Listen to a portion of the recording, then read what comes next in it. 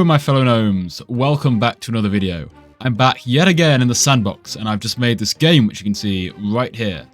They've actually been gracious to sponsor me to come back and make yet another video and game for you guys, and the link is in the description as always. Now if you think the sandbox isn't for you, then don't worry, we'll be returning to Roblox content soon. But don't go away just yet, because I have something you might be interested in. That's because I'm running my biggest ever giveaway with a huge prize pool and a special sandbox themed contest.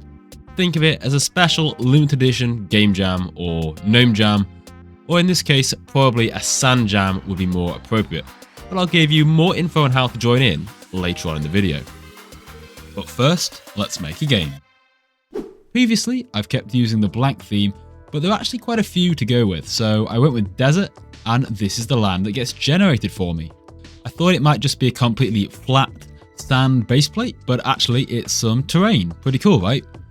Immediately I started thinking I wanted to make something with an apocalypse theme. Something about deserts that sort of got this timeless quality to them. So I started browsing the toolbox to see what I could find. I really like this way of creating things, not worrying too much about the end product and just having a bit of fun throwing around different assets to see what works. It's kind of like having a mood board but of 3D objects. And thankfully there's loads of stuff in the toolbox that fit the theme. Sometimes you can even take an object and repurpose it for something completely different. So I had a vague idea of wanting to make some kind of factory, but then I discovered this road sign which I could rotate and then fashion into something that looks like a conveyor belt. I can join them all up together and have a little roadway. Combine it with the slide component, this road sign slash factory conveyor belt slash water slide. I don't know. Though the whimsical feel is starting to bring down the theme a little bit. It was supposed to be desert and apocalyptic and decay. So next I took all the craters and filled them up with lava to add a sense of danger. Is your land blighted by potholes? Introducing the new GnomeCode solution.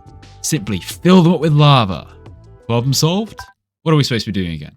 Oh yeah, making a factory. So I built this structure around the conveyor belt, going for some kind of diesel punk look.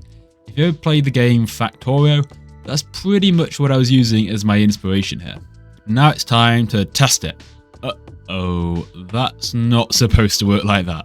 Okay, so a few tweaks and some time later, and I now have my first machine. It works like this. You go to the lever, activate it, then you can see those parts coming down the conveyor belt, where they then go into the pipe and come out the other end as this sort of wheel component.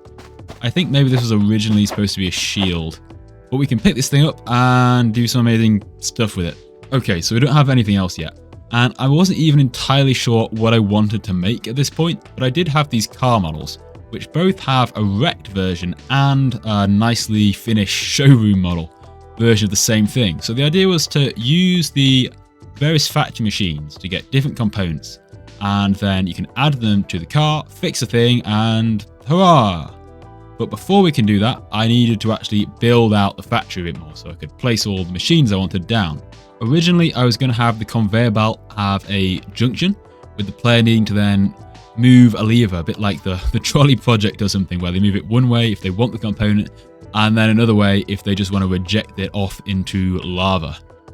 Now in the end, I didn't go with this approach and just created machines that give you stuff and then you take them back to other machines which give you even more stuff. You get the idea. Now this is maybe a little formulaic, so in order to get the cars working, I wanted to make it into a multi-stage crafting process where you needed multiple items in conjunction. Of course, I had no idea how to do this.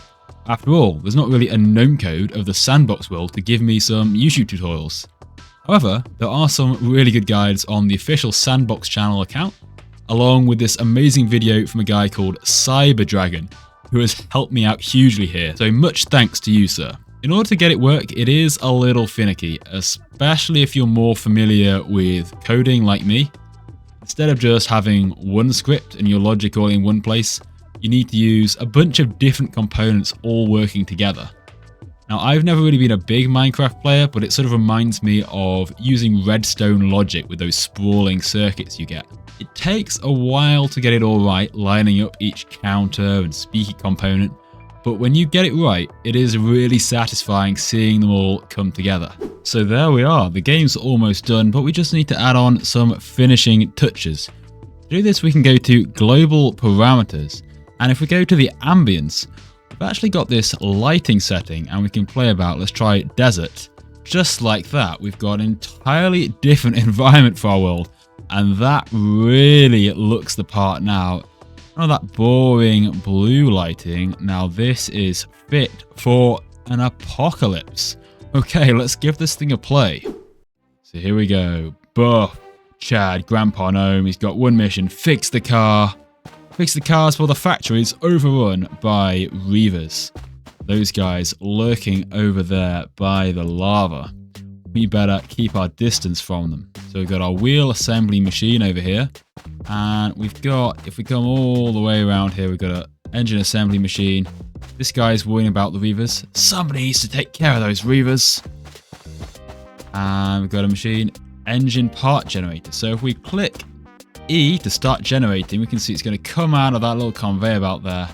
And it's going to pop itself down over here. So we pick it up and take it over to the engine assembly machine. And there we go, we've got a car engine, and we can just pick that up and take that straight over to the car. And there we go, we've now got our first component. We're going to want to generate some wheels as well. So how are we going to do that? Well, first we need some alloys, which is a bit weird. They come out over here. So we pop in this alloy. I think it was supposed to be a metal shield, but I borrowed it for this purpose. We pop it in here, and then out magically comes some tires. It might not be quite mechanically accurate, but we take them and plonk them right on the top of the car. Obviously, they're supposed to go on the roof of the car. And then all we need now, this could almost run, but as everyone knows, a car can't run without a radio. So we've got to go and track down the Reavers. And I've got stuck. Track down those Reavers. Here they are, over the lava bridge. And here they are. They're no match for Grandpa and his boxing gloves. And he can easily take them out. Bish bash bosh. And look, they've got some radios that they nicked from us. So take these back to the car. Place it right on the roof. And boosh. Off it goes. Wait for me. Okay, we've still got one more car. So we've just got to repeat the process, and hopefully we can get in this one and escape.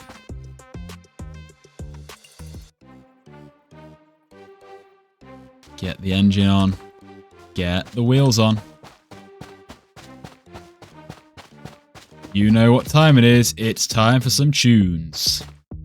The Reavers have stolen our radios again. Well, tough luck. No match for me. We've got our radio and we've got our car. It's time to get out of here. So long, factory. So long, apocalypse. Let's run away. And victory. So there we go. That's our finished world, and we can go ahead and publish this to the draft gallery. We'll click this little icon up here. And we can share our experience. So we give it a quick name.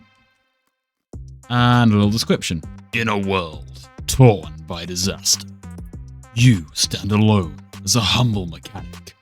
Can you fix the cars in time and give humanity one last chance? And it's now live. So it really is that easy to get started with the game. If you want to have a go, then check out the link down in the description where you can download the sandbox for free and get started. And while we're talking about sandbox games, let's talk about the SANDJAM. Now don't worry, this is not replacing our usual gnome jams, which will be coming along in due course. This is just a special little contest organised by the Sandbox to help me give something back to you guys, the viewers. So how's it going to work? All you have to do is create a single game within the Sandbox Game Maker by Saturday the 14th of October. Make sure you publish it to the draft gallery and include the name SANDJAM in your title so I'll be able to find it. All the games submitted will then be played and reviewed by me in the next video. If you've never used the Sandbox before, then this is a pretty fun time to give it a try. It's completely free, and we've got a pretty huge prize pool to go along with it, the biggest I've ever done. I certainly wouldn't be able to put up that kind of money myself, so I'm really grateful to the Sandbox team for helping to run this. Now, just like Roblox has the Robux currency, the Sandbox has its own currency called Sand, and it's this currency that's being awarded. You can use this to purchase items within the Sandbox metaverse, and it has a real value too. So the winner will receive 3,000 sand along with 1 land, which is quite a lot of money. I'll drop some info on that down in the description. But it's really giving you everything you need to get a head start and potentially be one of the big new developers on this new platform. And I'm also giving away 2 run-up prizes for 2nd and 3rd place, who will each receive 1,000 sand. So what are you waiting for? Come and take part in the SANDJAM. I'm really looking forward to see what you guys make. If you have any questions, then be sure to join our Discord. We'll have plenty of info there. The link to the Sandbox Game Maker is down in the description. And until next time, I wish you all good luck. And I'll see you in the next video. Goodbye!